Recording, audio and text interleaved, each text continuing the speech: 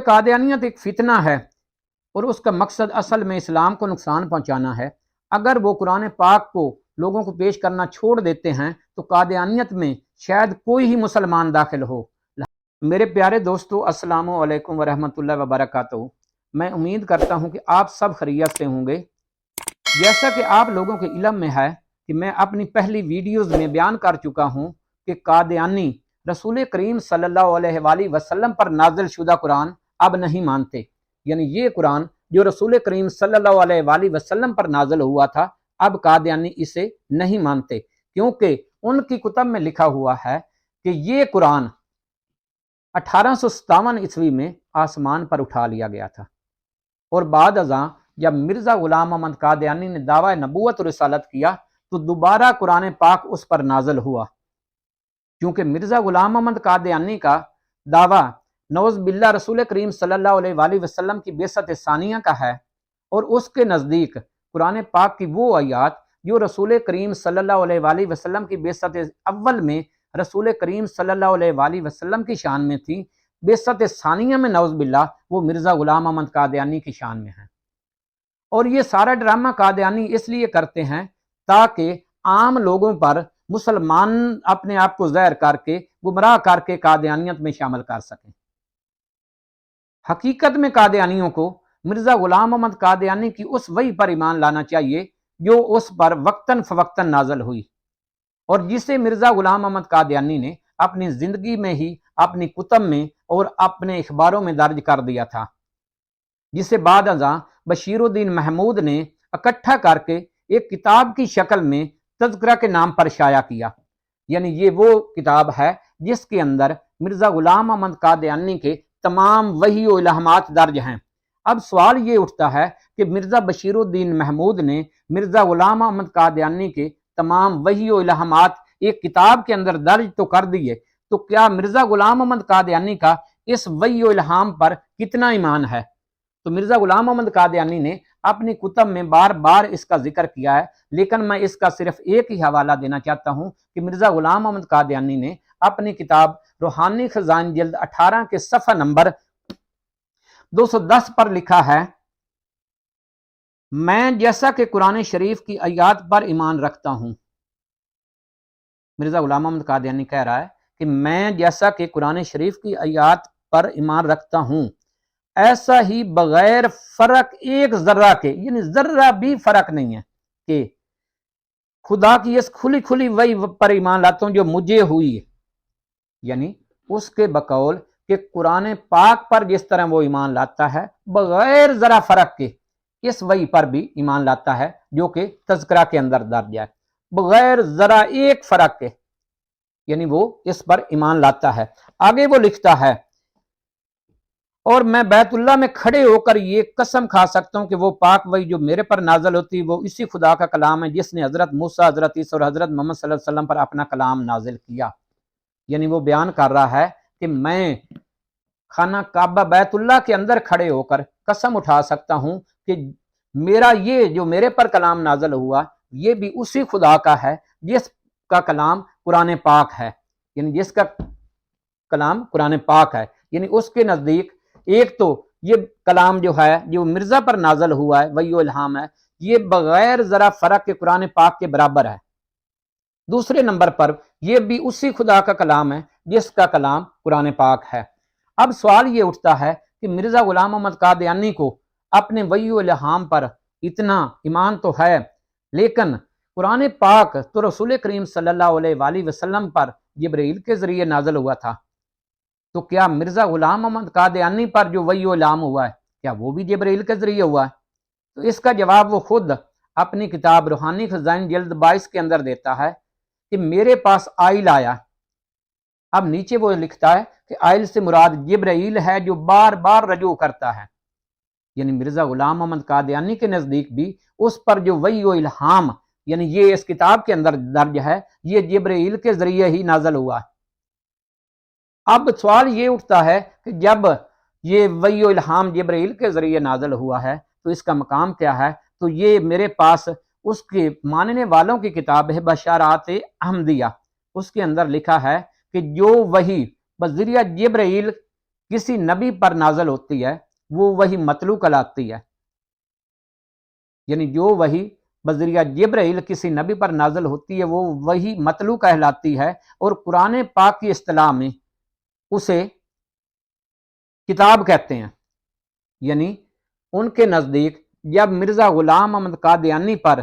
یہ وحی و الہام بذریعہ جبرائیل نازل ہوا ہے تو قرآن پاک کی اصطلاح میں اسے کتاب کہتے ہیں،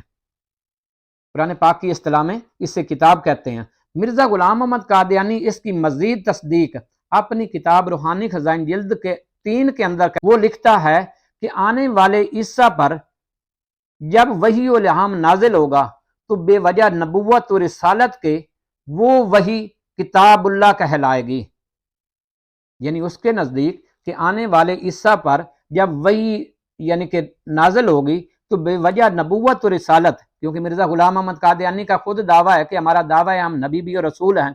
تو جب نبی اور رسول کو اس کا دعویٰ ہے تو اس پر جو وحی نازل ہوگی وہ بے وجہ یعنی نبوت و رسالت کے کتاب اللہ کہلائے گی۔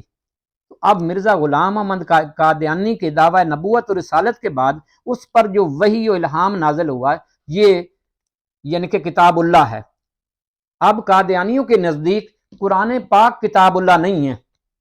اب قادیانیوں کے نزدیک یہ تذکرہ کتاب اللہ ہے۔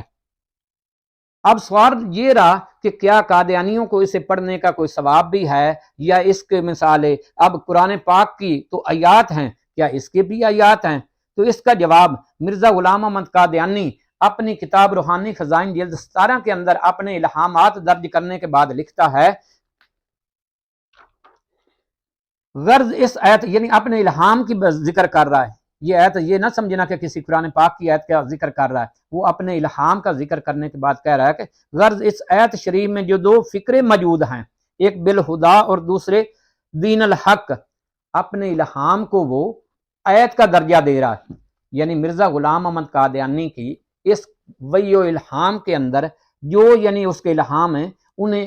یعنی آیت کا درجہ حاصل ہے۔ اب قادیانیوں کے نزدیک یہ کتاب اللہ ہے اور اس کے جو الہام ہیں وہ آیات کا درجہ رکھتے ہیں۔ اب سوال یہ اٹھتا ہے کہ کیا اسے پڑھنے کا یا اس پر یعنی کہ اس کی تلاوت کا بھی حکم ہے یا نہیں ہے؟ تو اس کا جواب مرزا بشیر الدین محمود اپنی کتاب خطبات محمود کے اندر دیتا ہے کہ لکھتا ہے کہ حضرت مسیح موعود علیہ السلام کے الہامات پڑھتے رہنا چاہیے۔ وہ لکھتا ہے کہ دوستوں کو حضرت مسیح موعود کے الہامات پڑھتے رہنا چاہیے تا انہیں معلوم ہوتا رہے کہ ان کا کیا انجام مقدر ہے، یعنی اب قادیانیوں کا انجام قرآن پاک میں نہیں ہے، اب قادیانیوں کا انجام تذکرہ کے اندر ہے، اب تو انہیں اپنے انجام کا پتہ چل جائے گا، اب انہیں قرآن پاک پڑھنے کی ضرورت نہیں ہے۔ لیکن اب یہاں کوئی سوال اٹھا سکتا ہے کہ اس نے تو تذکرہ پڑھنے کا حکم دیا ہے نہ کہ تلاوت کرنے کا حکم دیا ہے، کیونکہ اس کے نزدیک کوئی بھی کتاب جو ہے وہ پڑھنی چاہیے نہ کہ اس کی تلاوت کرنی چاہیے۔ تو اب اس کا جواب بشیر احمد ایم میں اپنی کتاب مضامین بشیر کے اندر ان الفاظ میں دیتا ہے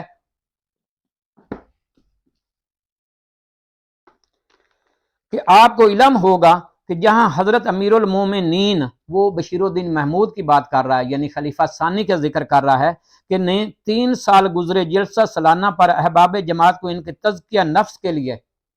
یعنی تقریباً 1933 عیسوی کے جلسہ سالانہ پر بشیر الدین محمود نے یعنی کہ یہ کہا کہ حضرت مسیح موعود کے الہامات کے مجموعہ کی بالالتزام تلاوت کرنے کی تاکید فرمائی تھی۔ اب اس بات کا جواب دو کہ مرزا بشیر الدین محمود نے تقریباً 1933 کے سالانہ جلسہ پر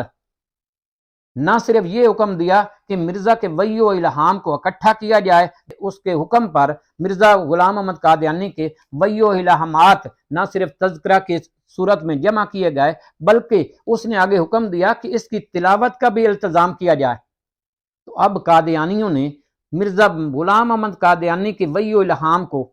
ایک کتابی صورت تو دے دی جسے وہ کتاب اللہ مانتے ہیں، اس کی آیات کو، اس کے الہامات کو، اس کے فکرات کو وہ آیات کا درجہ دیتے ہیں۔ تو اس کی تلاوت کا جب حکم مرزا بشیر الدین محمود دے رہا ہے تو اب قادیانیوں کو اس کی تلاوت بھی کرنی چاہیے، کیونکہ قادیانیت ایک فتنہ ہے،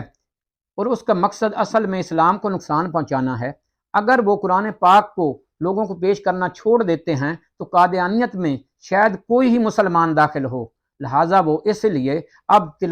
تذکرہ کی تلاوت وغیرہ نہیں کرتے اور نہ ہی لوگوں کے سامنے پیش کرتے ہیں، کیونکہ اس کے اندر کوئی یعنی کہ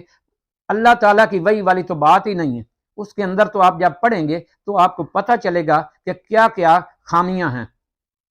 لہٰذا وہ اب نہ خود اس کی تلاوت کرتے ہیں اور نہ ہی لوگوں کے سامنے پیش کرتے ہیں۔ حالانکہ مرزا کا تو دعویٰ ہے کہ یہ بھی قرآن پاک کے برابر وحی و الہام ہے، اور دوسرے نمبر پر اس کی تلاوت کا بھی حکم ہے، اور تیسرے نمبر پر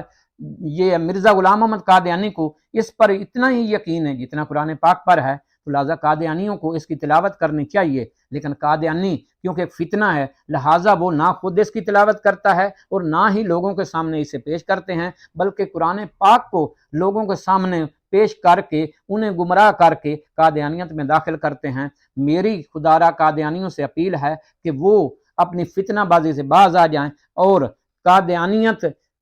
تمام اصولوں پر عمل کرتے ہوئے تذکرہ کی تلاوت کریں اور قرآن پاک کو چھوڑ کر دائرہ اسلام سے خارج ہو جائیں۔ وآخر دعوانا ان الحمدللہ رب العالمین۔